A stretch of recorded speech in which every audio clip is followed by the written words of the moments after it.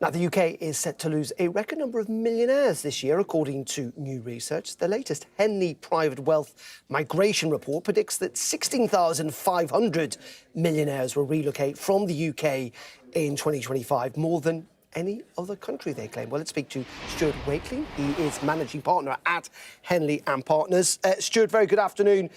Do you give us some context here, if you can, about how does this look like historically in terms of the number of millionaires moving around? Over the last sort of 4 years, we've been predicting a negative, but this year we've jumped from last year where we predicted 9,500. This year we've predicted 16,500, so it's quite a significant jump, and that follows years where we predicted 3,500 and about 1,500.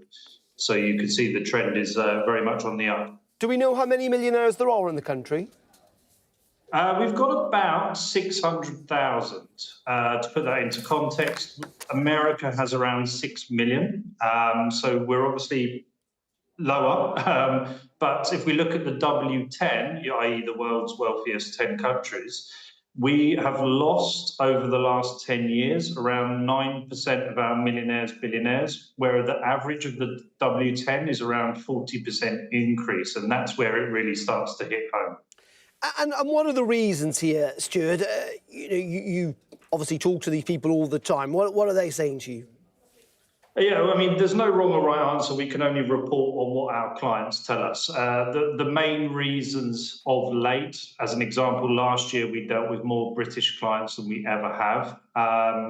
Last year they told us that the perceived attack on the wealthy was a significant issue.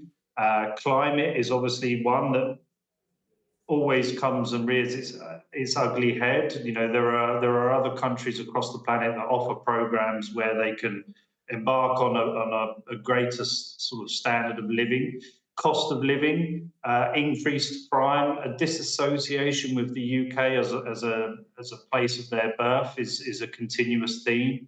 And of course, the threat of terrorism, which we have seen over the last 10, 15 years, that also comes into.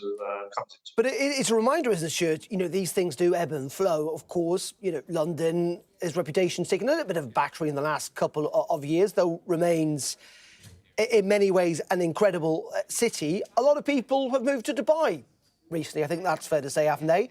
They may well be looking at the television sets in the last couple of weeks thinking, was that such a good idea? Yeah, so you're absolutely right. You know, Dubai, with the UAE as such, tops the poll in terms of net outflows, inflows. So they're set to gain around 10,000 millionaires, billionaires this year. If you look back at the clients that we serviced last year, the vast majority of them are choosing Dubai. But of course, as you say, these things do ebb and flow. It's a very dynamic world that we work in. But unfortunately, over the last 10 years, we have seen a steady increase of net outflows. Of course, this is net, and that's an important point to make, is that, of course, there are millionaires and billionaires that are coming to the UK. It's just that there are 16,500 this year, which we predict that are going to be leaving as a net. And Stuart, I suppose the answer to this is, you know, you may know the answer to this, but like, what is the solution here? Because other people would suggest what the UK shouldn't do is kind of essentially try and compete with, you know, tax havens, effectively, countries that give massive preferential treatment to the wealthy. These countries also don't tend to be sometimes particularly big. So, as in, people would say that would be the wrong way for the UK to go. Yeah, I mean, tax is not a forte of mine. However, what we have here, Darren, is a push and a no pull. So we have the push factor, which is making people leave, which I have sort of highlighted earlier. But unfortunately, we have no pull. So in the past, we have had an investment migration program which allows the world's elite and the wealthy to make a foreign direct investment into our economy. For the last 3 years, we haven't had that. The Home Office decided to shut that down 3 and a bit years ago. So the vehicle that enables the wealthy and the elite to come to the UK doesn't really exist. There are a couple of sort of convoluted, tricky ways of coming, but that at its height, the investor visa at its height was over 1,000 applications a year, and they were bringing significant funds into the UK, and the programme dictated that they needed to spend significant time in the UK, at least 6 months of the year, every year. So we don't have that vehicle any longer either. OK, Stuart, really appreciate your time this afternoon. Thank you very much indeed. That's Stuart Wakeling there from Henley & Partners. Thank you. OK, you're watching Business Live here on Sky News. Coming up next, the government's laid out, as we were talking about, its industrial strategy for the next 10 years. We'll be getting some more business reaction in just a couple of minutes. Stay tuned.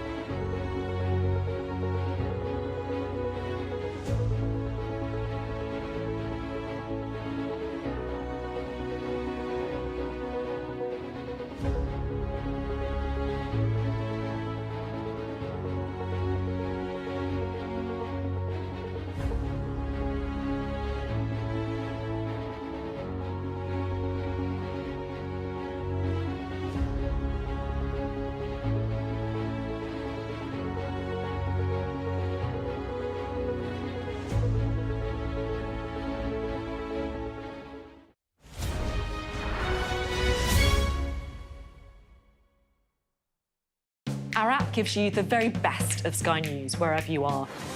Breaking news, videos and analysis. Evidence of the crisis. Podcasts, watching us live. Live here from Washington. Wherever you get your podcast. All in one place. And all at just the touch of a screen. The Sky News app. Get the full story first.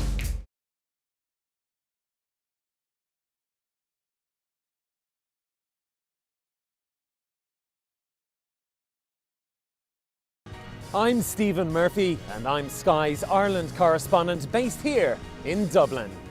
The waters of Ireland and Britain should be home to great white sharks. If there are great white sharks in this area, there's no reason they wouldn't come here to feed. It's basically a buffet on a beach. This could be not only a record-breaking storm, but potentially the most dangerous storm ever to hit Ireland. We're rolling. Welcome to the world. Our new podcast, starting now. It's very exciting. Every week, we'll be reporting from the world's trouble spots. We get to hold those in positions of power accountable, and we get to ask the questions that the audience, the listeners, want to know about. And that's why it is so important that people tune in, come along for the road, come along for the journey. It'll be fun. Welcome back to Business Live. Now, businesses are continuing to react to the government's industrial strategy, which set out what it plans to do for the next 10 years. It includes plans to lower energy costs for thousands of companies. Delighted to say we speak to Steve Rigby, co-chief executive of the Rigby Group. Very good afternoon to you, Steve. Always a pleasure. I suppose my first question is a very obvious one, which is, what was your take on what you heard yesterday? I think, Darren, we waited 9 months to get yesterday's detail. Actually, once you start looking through the reports, there's lots of good things there. I would almost argue there are too many actions ahead. And what we need to do is prioritise those down. The challenge with any plan is the implementation thereof. But I am very pleased we've got to this point. The long journey starts ahead. The reality is it's going to take some time for this to materialise into some green shoots for the economy. But at least we're at the start of that journey. And we talked there about lower energy prices, which are quite specific to certain sectors. And the government's talked an awful lot about artificial intelligence and technology. But there is also talk about skills, and I know that's important to you. Yes, I think there's some positive things in skills. I particularly like the apprenticeship extension for the 16 to 19-year-olds, an additional 65,000. One would imagine apprenticeships are those young people, but in reality, apprenticeships are outsourced and they generally favour the older population rather than the younger. So some interesting things around skills, specifically in areas like advanced manufacturing, also including trying to bring in 35% of employees as females. So I think some interesting things on skills that we can, again, plan ahead for.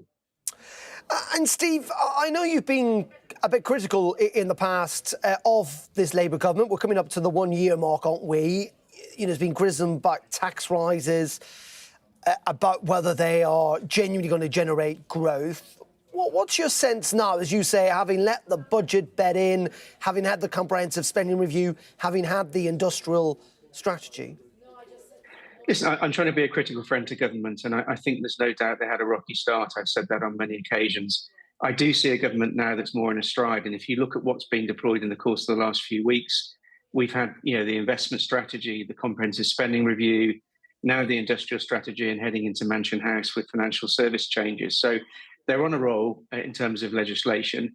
There continue to be some negatives out there. The Employment Rights Bill, unfortunately, is not a positive piece of legislation on behalf of the country, and that worries me. But broadly speaking, I do see a government that's finding its feet. We're approaching a year at the end of this week. They've been in power. I sense they've got a stride. Certainly the department in question here, Department of Business and Trade, I think is actually in good shape on behalf of the country. We just need to make sure in the budget that comes in October that business, unfortunately isn't the end of further tax rises. We really need to see stability.